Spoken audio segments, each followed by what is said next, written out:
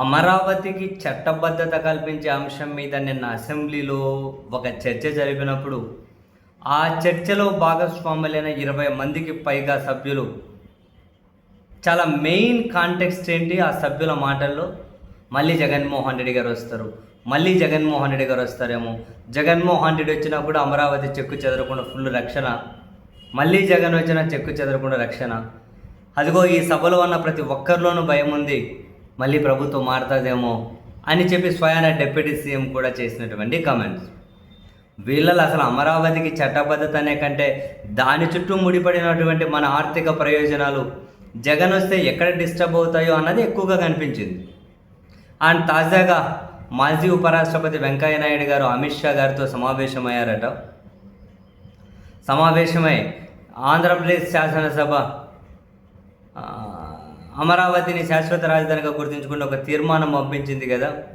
So వీలైనంత త్వరగా ఆ తీర్మానాన్ని పార్లమెంట్లో ప్రవేశపెట్టి దాన్ని చట్టం చేయండి అని చెప్పి అమిత్ షా గారికి వెంకయ్య నాయుడు గారు అమిత్ షా గారిని అడిగారట. అట్లా అడిగే క్రమంలో అమరావతి ప్రధాని చేతుల మీదుగా శంకుస్థాపన జరిగిన విషయం గుర్తు చేశారట. అమరావతికి కేంద్రం చేసిన సాయం గుర్తు చేశారట. ఏం సాయమో తెలియదు, బట్ గుర్తు చేశారట. అండ్ 2019 నుంచి 24 వరకు అమరావతికి ఉన్నటువంటి సమస్యలను కూడా అమిత్ షా గారి దృష్టికి తీసుకెళ్లారట వెంకయ్య నాయుడు గారు, అంటే జగన్మోహన్ రెడ్డి గారి ప్రభుత్వ హయాంలో. భవిష్యత్తులో మళ్ళీ అటువంటి ఇబ్బంది రాకుండా అమరావతికి, అంటే 19 నుంచి 24 వరకు ఉన్నటువంటి ఇబ్బంది మళ్ళీ అమరావతికి రాకుండా కాసింత మంచిగా చట్టబద్ధమైన రక్షణ కల్పించండి అంటే ఇక్కడ వెంకయ్య నాయుడు గారు కూడా మళ్ళీ జగన్మోహన్ రెడ్డి గారు వస్తే మళ్ళీ ఆ భయంలో ఆందోళన నుంచి వ్యాఖ్యలు చేసినట్లున్నారు. అలా జగన్ అయినా కూడా మళ్ళీ అమరావతికి ఏం కాకుండా రక్షణ కల్పించండి అని చెప్పి అమిత్ షా గారిని అడిగారట. సరే మేము ఈ సభల్లోనే పెట్టేస్తాము, నా శాఖ నుంచి ఏమేమి క్లియరెన్స్లు రావాలో అన్ని క్లియరెన్స్లు వచ్చేసాయి, ఇక క్యాబినెట్ ఆమోదం తెలిపితే బిల్లు పెట్టేస్తామని చెప్పి వెంకయ్య నాయుడు గారికి చెప్పారట. మొత్తం మీద అమరావతిని నెక్స్ట్ ప్రభుత్వాలు మారినా ఎవరు చెక్కు చెదరకుండా కట్టు కదిలించకుండా ఉండే విధంగా నోరు తెరిస్తే ప్రభుత్వం మారినా వాళ్ళే భయపడుతూ ఉన్నారు. సో అందుకని చెప్పి ఫస్ట్ ఒక రక్షణ కావాలి అని. ఇప్పుడు చట్టబద్ధం చేసినంత మాత్రాన అమరావతికి రక్షణ వచ్చేసినట్లు, లేకుంటే అక్కడ అమరావతిలో ఉన్నటువంటి భూములు ఇచ్చిన వాళ్ళకి న్యాయం జరిగినట్లు కాదు.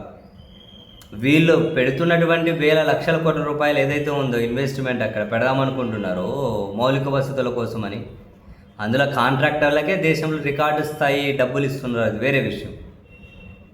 సో మొత్తం మీద వీళ్ళు చెబుతున్న బ్లూ ప్రింట్లో ఎంత ఎక్కువ పూర్తి చేయగలుగుతారో ఈ నెక్స్ట్ మిగిలిన 3 ఏళ్లలో అన్నది చాలా కీలకం. 14 నుంచి 19 వరకు ఏం పనులు కాకుండా 24 నుంచి 29 వరకు కూడా అలాగే కంటిన్యూ చేశారనుకోండి, దానికి చట్టబద్ధత ఉన్నా ఇంకొకటి ఉన్నా అక్కడ భూములు ఇచ్చిన వాళ్ళకో, లేకపోతే అక్కడ వేల కోట్ల రూపాయలు లక్షల కోట్ల రూపాయలు అప్పులు తెచ్చి అక్కడ ఖర్చు పెట్టినందుకు రాష్ట్ర ప్రజలకు అనుకునే ప్రయోజనాలు అయితే ఏమీ ఉండవు. సరే మొత్తం మీద అయితే జగన్మోహన్ రెడ్డి గారి భయం వెంటాడుతోంది.